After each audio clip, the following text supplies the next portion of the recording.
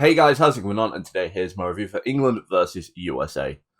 A game which was, from our perspective, was incredibly poor, and from the Americans' perspective, probably a really good game for them. In terms of the game started, in my opinion, how we wanted it to. Saka and Bellingham on the right-hand side combined to create a really good chance for Harry Kane. Unfortunately, Kane's shot was blocked.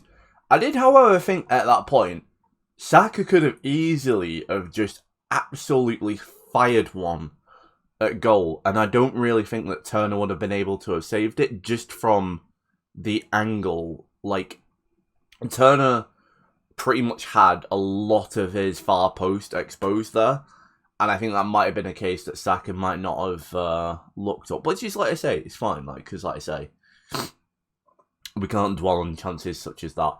As the half went on, the Americans really started to come on to us, and the thing that I was immediately struck by, we didn't seem to change anything. We stuck with the 4-3-3 and just trying to pass them to death. But I think the issue with what happened with us trying to pass them to death was we just didn't really. There was not many progressive passes in there. It was all a sideways football. So then Pulisic and McKennie both came close. McKennie from, it was about 8 yards out, sails a shot just over the bar. And then Pulisic from the edge of the box with a really good shot hits the crossbar. And the one thing that I said to my dad at that point, because I ended up watching this in the pub with my dad, we need to double up on Pulisic and keep him quiet. Put a midfielder in, put a destroyer in midfield of either Phil. I mean, I wanted Phillips, but he ended up bringing Henderson on. But that's the thing that I think that we didn't change quick enough. I think that we were like, right, let's just get to half time, and then Southgate went, let's give it 15 minutes before we change anything. And I think if you put Phillips in there in the centre midfield straight after half time, I really think that USA would not have had a cat and hell chance of bossing midfield in the second half like they did. I think that Phillips would have started breaking the play up more, and it would have added a little bit more steel, which would have given McKennie, Musa and Adams a lot more question marks of how they can sort of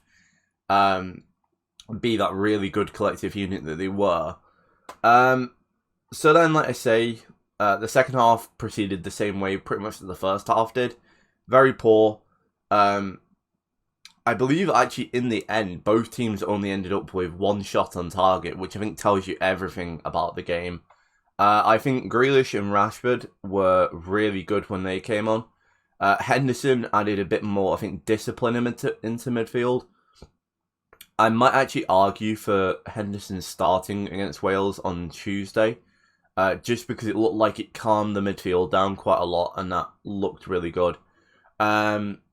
But there weren't really much else that sort of happened, to be honest with you. Maguire did really well at the back at defending the Americans' corners and managed to keep their set-piece success rate to a relative low. In terms of looking at the game as a whole, I think 0-0 probably is the fair result. I think neither team really threatened that much. And I think if it was to be a narrow win, I genuinely would back the Americans. I think they were really good going forward, despite us actually having the higher XG of 0.7 to their 0.6. The thing that I want to talk about, though, is I'm a big person in looking at stats like this, but for me, it's the passing accuracy. We saw a 4% decrease in our passing, and almost 300 less passes in this game, which shows us that, to me, with the fact we have 56% possession, obviously against Iran, I believe we had 70. So obviously, less possession, but 56% possession and only 400 passes, I think is terrible. It shows the fact that players were dilly-dallying on the ball, and then, we get to the fact that 13% of our passes didn't even reach the man. It just showed that we were just not really offering the tempo that we needed to against America. I think if we started brightly and actually just took the game to the Americans and actually really pressed that midfield into like having to run around, I think we would have won that game comfortably. But like I say, we didn't, and it's a frustrating draw. And like I said, this is the only time that I'm probably gonna re-record a video, because my video last night, I was just really fucking angry at the game. But I just think it's a massive opportunity missed from us. It was every chance that we could have gone through today mathematically. And Tuesday's game wouldn't have meant much. We could have, like I say, experimented with the team a bit more, which I think our World Cup is what you need.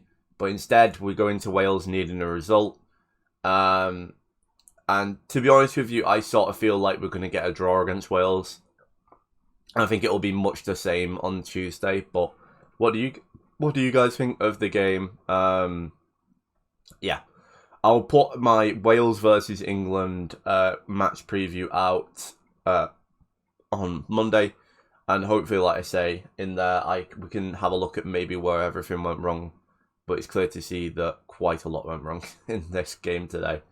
Right, I'll catch you on the flip side, and peace.